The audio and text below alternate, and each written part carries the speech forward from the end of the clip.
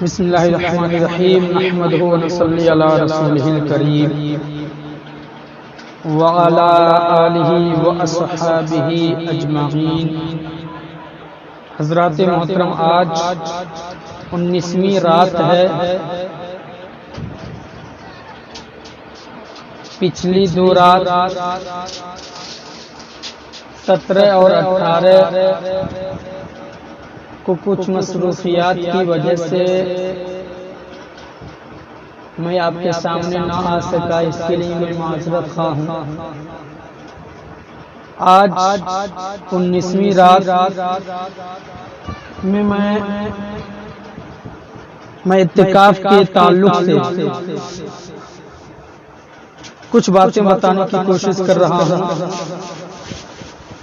کہ اعتکاف کرتے کسے ہیں، اعتکاف کا معنی کیا ہوتا ہے، اور اعتکاف کے لیے کون کون سی چیزیں شرط ہیں کہ جس شرط کو کیے بنا کوئی اعتکاف کر سکتا ہے، اور اعتکاف کتنے طرح کا ہوتا ہے، اعتکاف کب سے کب تک کیا جاتا ہے، انہی باتوں کا آج ذکر کروں گا۔ رب کعبہ کی مقدس بارگاہ میں دعا ہے مولا کریم ہم تمام مسلمانوں کو حق بولنے، حق سننے، حق پر عمل کرنے کی توفیق عطا فرمائے۔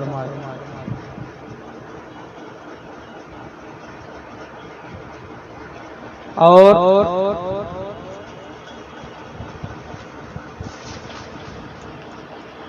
آج کی ویڈیو میں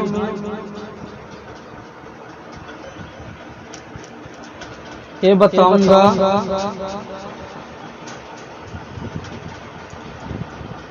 کہ اعتکاف کرنے والا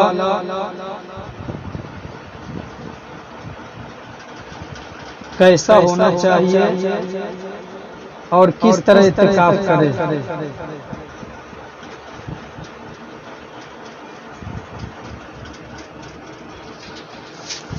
تو بنے رہیے ویڈیو کے ساتھ۔ حضرات محترم، اعتکاف کے معنی ہوتا ہے ٹھہرنا۔ اعتکاف کے معنی ہے ٹھہرنا۔ مسجد اعتکاف کہتے کسے ہیں؟ مسجد میں عبادت کی نیت سے ٹھہرنے کو شرعی اعتکاف کہا جاتا ہے۔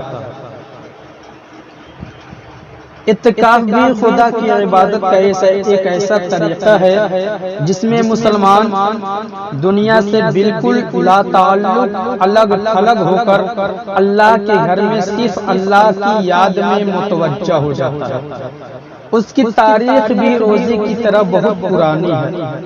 قرآن کریم میں حضرت ابراہیم و حضرت اسماعیل علیہ السلام کے ساتھ اس کا ذکر کیا گیا ہے۔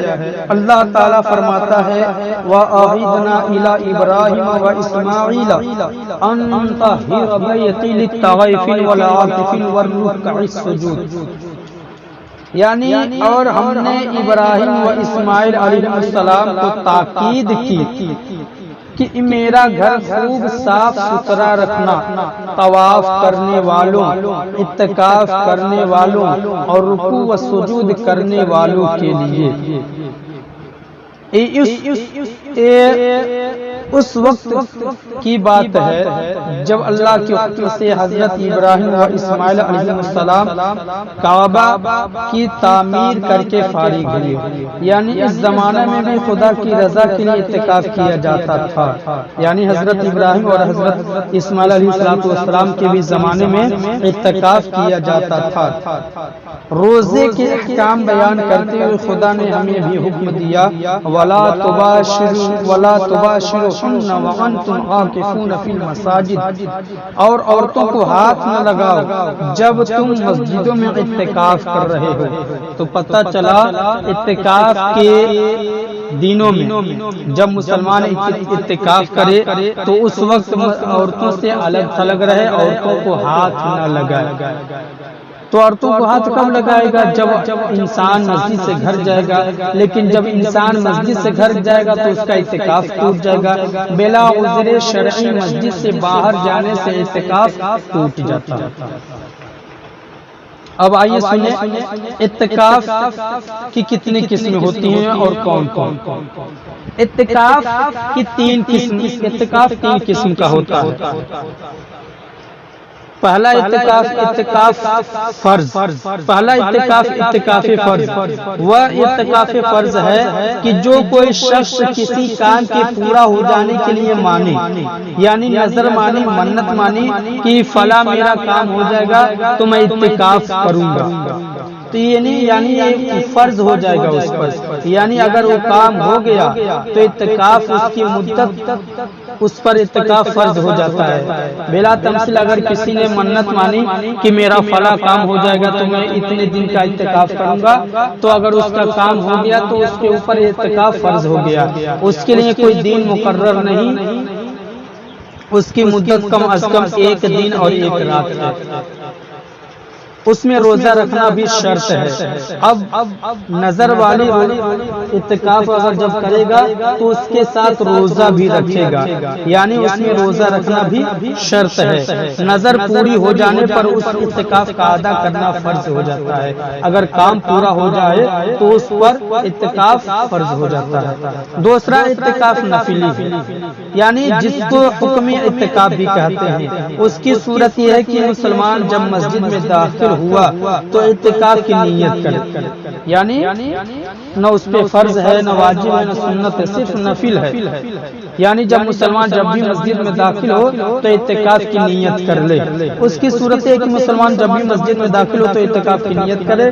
اس میں کوئی مدت اور وقت مقرر نہیں، یعنی اس میں وقت مقرر نہیں کہ 1 دن رہے گا یا 2 دن رہے گا، 24 گھنٹہ رہے گا یا کتنا ٹائم رہے گا، اس میں اعتکاف کی مدت نہیں ہے۔ جب تک وہ رہے گا اعتکاف کا ثواب پاتا رہے گا۔ اعتکاف کی نیت سے جتنے دیر مسجد میں مسلمان رہے گا اس کو ثواب بھی ملتا رہے گا، اور اس کے لیے مسجد میں وہ کام کرنا بھی جائز ہوگا جو غیر اعتکاف، جو اعتکاف کی نیت نہ کرنے والے کے لیے جائز نہیں۔ جیسے اگر کوئی غیر متعفف ہے تو اس کو مسجد میں کھانا پینا، سونا اور دنیا کی ضروری باتیں کرنا اس کے لیے ناجائز و حرام ہے۔ لیکن اعتکاف کی نیت کو حالت سفر میں مسجدوں میں ٹھہرنے کا ذریعہ بنا لینا اور ان کو سرائی کے طور پر استعمال کرنا، جبکہ قیام کا دوسرا انتظام بآسانی ہو سکتا ہو، جائز نہیں۔ کچھ لوگ ایسے ہوتے ہیں کہ مسجدوں میں ٹھہرنے کے لیے، سرائی کے لیے اعتکاف کرتے ہیں، حالانکہ ان کے ٹھہرنے کا دوسرا بھی انتظام ہے، ہوٹلوں میں یا سرائیوں میں رہ سکتے ہیں، لیکن بغیر ہوٹلوں کے وہ مسجد میں رہنا چاہتے ہیں، جو ان کے لیے جائز نہیں ہے۔ کہ عبادت نہیں بلکہ ایک عبادت کو اپنے مفاد کے لیے، اپنے عبادت کے لیے استعمال کرنا ہے، جیسا کہ آج کل بعض لوگ کرتے ہیں۔ اعتکاف کی تیسری قسم اعتکاف سنت، وہ اعتکاف ہے جو رمضان کے آخری 10 دنوں میں کیا جاتا ہے۔ اعتکاف سنت یعنی اعتکاف سنت وہ ہے کہ جو رمضان کے 20 تاریخ سے لے کر 30 تاریخ یعنی عید کے چاند طلوع ہونے تک کیا جاتا ہے، اور اس کے لیے روزہ شرط ہے، اس کے لیے روزہ شرط ہے۔ یعنی تیسری قسم اعتکاف سنت کے لیے، اعتکاف سنت وہ ہے جو رمضان کے 20 تاریخ سے لے کر 29 یا 30 تاریخ تک اعتکاف کیا جاتا ہے، اس میں روزہ رکھنا بھی شرط ہے۔ یہ سنت کفایہ ہے، یعنی سنت کفایہ وہ ہے اگر کسی بستی میں ایک مسلمان نے بھی اس نیت کو ادا کر لیا تو سب کی طرف سے ادا ہو جائے گی اور سب کو ثواب بھی ملے گا، اور اگر پوری بستی میں کسی شخص نے بھی اعتکاف نہ کیا تو سب گناہگار ہوں گے۔ مطلب یہ کہ گاؤں کے لوگوں میں سب پر اعتکاف سنت کفایہ ہے۔ اگر تمام لوگوں میں سے کوئی ایک مسلمان اعتکاف نہ کیا تو سب کے سب گاؤں والے سب کے سب مسلمان گناہگار ہوں گے، اور اگر ان میں سے کسی ایک نے بھی کر لیا تو سب کے سب بری ذمہ ہو جائیں گے، سب گناہگار نہیں ہوں گے۔ لہذا مسلمانوں کی ذمہ داری ہے کہ اعتکاف کا وقت آنے سے پہلے وہ کسی کو اعتکاف کے لیے تیار کرے، کہ کسی آدمی کو تیار کر دے کہ بھائی تم اعتکاف کے لیے مسجد میں ٹھہر جاؤ۔ جو شخص اعتکاف کر رہا ہے وہ پوری جماعت کی نمائندگی کی حیثیت سے اعتکاف کرنے کے لیے بیٹھا ہے، یعنی جو شخص اعتکاف کر رہا ہے وہ پورے گاؤں والوں کو گناہوں سے بچانے کے لیے اعتکاف کر رہا ہے۔ تو ضروری اس بات کی ہے کہ دعا کرے اور جماعت جو اعتکاف کرے، وہ جو اعتکاف میں بیٹھا ہے اسے چاہے کہ سب کے لیے دعا کرے، اور جماعت کے لوگوں کی یہ ذمہ داری ہے کہ وہ اپنے نمائندے کی ہر طرف خدمت کرے، سب مل کر اس کے کھانے پینے کا انتظام کریں، اس کے گھر والوں کی ضرورت کا خیال کریں، اس کے کاروبار وغیرہ کی حفاظت کریں تاکہ ثواب میں پوری طرح شریک ہو سکیں۔ نبی کریم علیہ السلام اعتکاف کی پابندی فرمایا کرتے تھے، جیسا کہ حضرت ابو ہریرہ رضی اللہ تعالیٰ عنہ بیان کیا کہ حضور علیہ السلام ہر سال 10 دن اعتکاف کیا کرتے تھے۔ جس سال آپ کو دنیا سے تشریف لے جانا تھا، آپ نے اس سال 20 دن اعتکاف کیا تھا۔ حضور علیہ السلام رمضان کے آخر 10 دنوں میں اعتکاف کرتے تھے، لیکن ایک سال کسی وجہ سے نہ کر سکے تو آنے والے سال آپ نے 20 دن اعتکاف فرمایا۔ ان دونوں حدیثوں سے واضح ہوا کہ نبی کریم علیہ السلام کو اعتکاف بہت پسند تھا، گویا اعتکاف ہمارے آقا صلی اللہ علیہ وسلم کے پسندیدہ ہے، جس کا یقیناً بے حد ثواب ہے، اور یہی وجہ ہے کہ حضور علیہ السلام کے دنیا سے تشریف لے جانے کے بعد عام لوگوں نے تو آپ کی سنت پر عمل کیا ہی اور آج تک کر رہے ہیں، لیکن خاص طور پر حضور کی یاد میں آپ کے ازواج یعنی آپ کی بیویاں یعنی تمام مسلمانوں کی ماؤں نے اس سنت کی پابندی کی۔ حضرت ام المؤمنین عائشہ صدیقہ رضی اللہ تعالی عنہا بیان کرتی ہیں کہ حضور علیہ السلام رمضان کے آخر 10 دن کا اعتکاف کیا کرتے تھے، یہاں تک کہ آپ دنیا سے تشریف لے گئے، پھر آپ کی بیویوں نے آپ کے بعد اعتکاف کیا۔ مسجد نبوی شریف میں حضور علیہ السلام کے اعتکاف کی جگہ مقرر تھی، جیسا کہ حضرت ابن عمر رضی اللہ تعالیٰ عنہ بیان کیا کہ آپ جب اعتکاف کرتے تھے آپ کے لیے بستر بچھا دیا جاتا تھا، یا ستون توبہ کے پیچھے آپ کا تخت ڈال دیا جاتا تھا۔ یہ ستون توبہ کیا ہے؟ یعنی حضور علیہ السلام ستون توبہ کے پیچھے اعتکاف کرتے تھے۔ ستون توبہ مسجد نبوی شریف میں آج بھی موجود ہے۔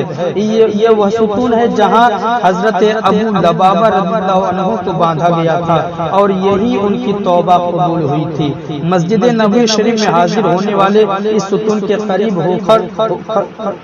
کھڑے ہو کر نفل ادا کرتے اور توبہ کرتے ہیں۔ یقیناً اللہ تعالی حضرت ابو لبابہ کے صدقے میں ہماری بھی توبہ قبول فرما لے گا۔ بہت ہی خوش نصیب ہیں وہ لوگ مسلمان جن کو ایسی جگہ اعتکاف کی سعادت نصیب ہو جائے۔ کل یعنی 20 رمضان شریف یعنی 20 رمضان بعد عصر قبل مغرب اعتکاف کا وقت شروع ہو رہا ہے۔ ہماری مسجد میں جو لوگ اعتکاف کا ارادہ رکھتے ہیں کل انہیں نماز عصر ہی کے بعد اعتکاف کی نیت کر لینا چاہیے، اور پھر انشاءاللہ 9 یا 10 دن بعد عید کے چاند کی اطلاع کے بعد مسجد سے باہر نکلیں۔ اللہ تعالیٰ اعتکاف کرنے والوں کو اس عبادت کو قبول فرمائے اور ہمیں بھی ثواب نیت فرمائے، آمین یا رب العالمین۔ وصلی اللہ تعالی علی خیر خلقہ وسیدنا مولانا محمد وعلی آلہ وصحبہ اجمعین، وما علینا الا البلاغ۔ السلام علیکم ورحمۃ اللہ تعالی وبرکاتہ۔